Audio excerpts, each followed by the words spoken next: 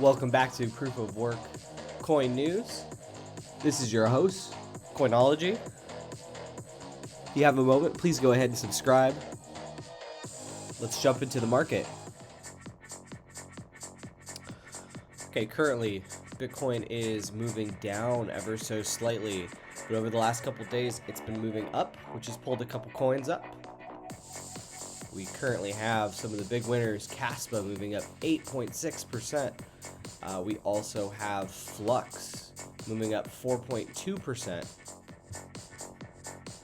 Litecoin is moved up about 2.8%. On the other side of things, we have CKB moving down 2.7%. We have Dash moving down 1.3% and Beam moving down 1.9%. Today's story: did Nvidia just fix the RTX 4090's melting power connectors?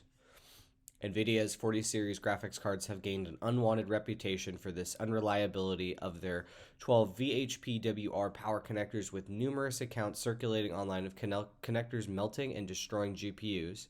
Now, though it seems Nvidia may have solved the problem for the RTX 4090 graphics cards, the idea came to light after a post by Prack on Reddit, with the user asking whether their new RTX 4090 featured short sense pins compared to older versions of the card. Shorter pins would mean that the power supply couldn't properly connect to a user's graphics card and send it higher wattages unless the connector was correctly pushed in. Other Reddit users have chimed in to suggest it did indeed appear that the pins were shortened. However, Nvidia has remained tight-lipped on the matter, and there has been no official word on whether the company has implemented and improved power connectors in order to end the saga of its melting plugs and cables.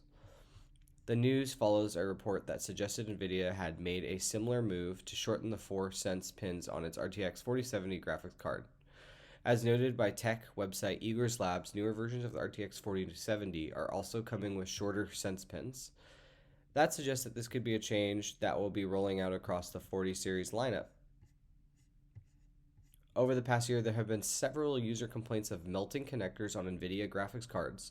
In the worst case scenario, the connectors melted at both the GPU and power supply ends, with the potential to cause fires and take down a user's entire PC.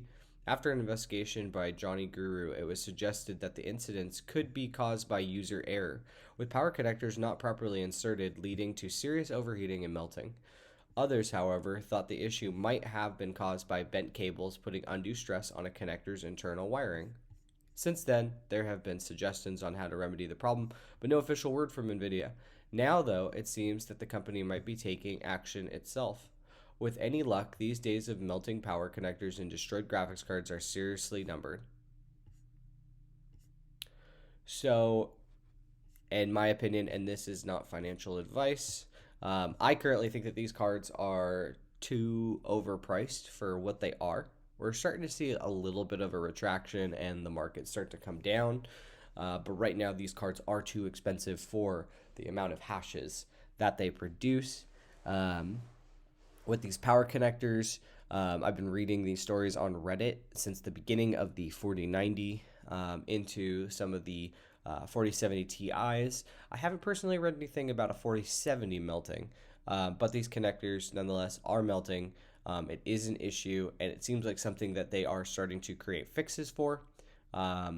If you are thinking about getting into the 40 series before the next bull run, I would kind of take a little bit of a back seat and just kind of stockpile funds for when these cards do come down and they have an actual fix for these pins, because as miners, we consistently leave our rigs alone by themselves, and if you're not around and you have a fire, I mean, that could potentially damage you financially for a long period of time. Currently, we do have POW in the lead on the 4090.